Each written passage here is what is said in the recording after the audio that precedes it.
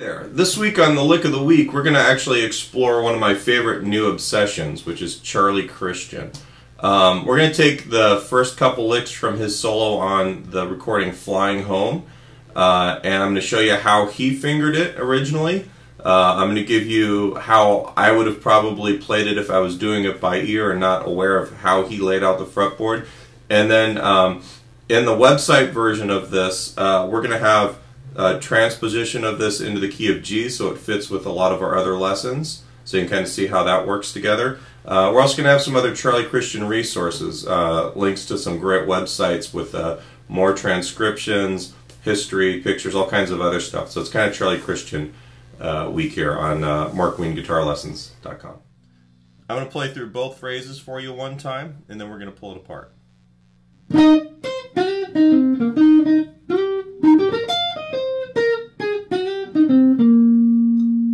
That's how it sounds. You can kind of see the movement up and down the fretboard.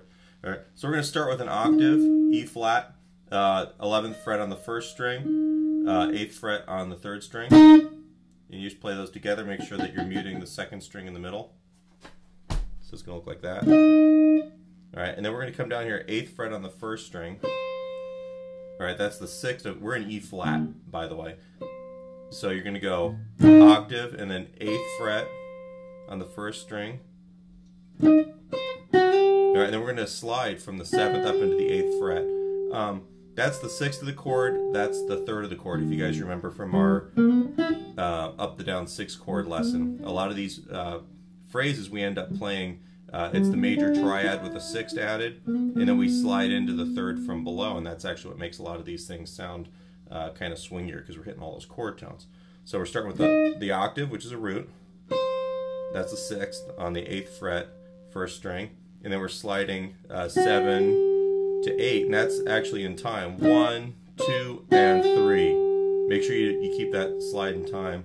And then we've got the root here, 4th fret, second string. Alright, and then 5 and 3 on the 3rd string, which happens to be the 6th and the 5th right there. So we have...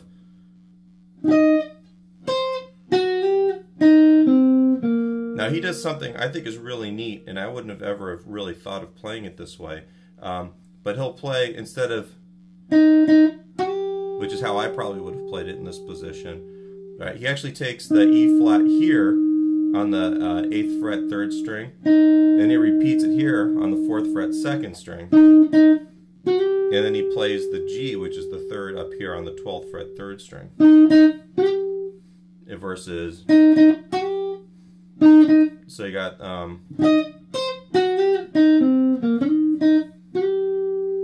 the phrasing there, it's really neat. It actually gives everything kind of a different swing from how I would normally play it. The one thing I've gotten from transcribing these Charlie Christian licks is the sense that he learned how to play not from YouTube videos and caged system books and all the modern conveniences we have, but through listening to records and pulling other people's melodies out. And the way we organize the fretboard today, that didn't exist really for players of his era, since he was such an early lead guitar player, if you want to call him that, you know, or a melody improviser or whatever.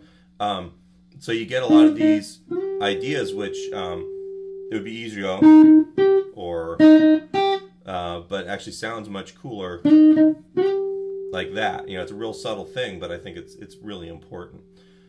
All right, so that's the first phrase. All right, now the next one,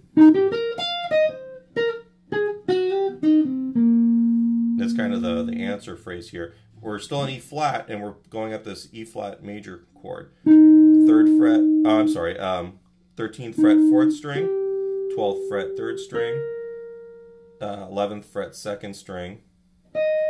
All right, and what that gives you, that's an E flat major triad. All right, and then we're going to go 13 to 12 on the first string, and then 13 on the second string, 11th. So 4 triplet, 1 and 2, 3, all in that position. Then he comes down here, 9th fret, 7th fret, 8th fret on the 2nd string. What he's doing is he's surrounding the 3rd of that chord right there. Just like here's the 3rd. It's a real neat phrase that you use a lot in you know, in jazzier playing to actually get that kind of deal going. All right. So we have the arpeggio, and then 9, 7, 8,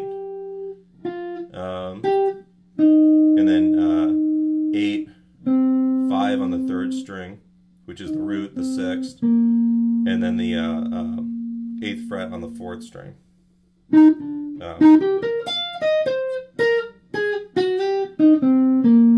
That's the phrase right there. So both phrases together, now that you've done them.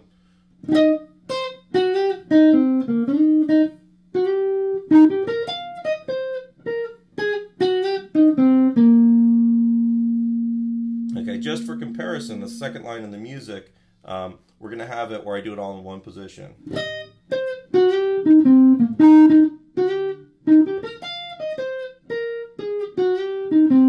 you can kind of see where it all lays in one place, and it sounds pretty different. It's kind of cool to be able to see it both ways. And then we're also going to have it in the key of G. There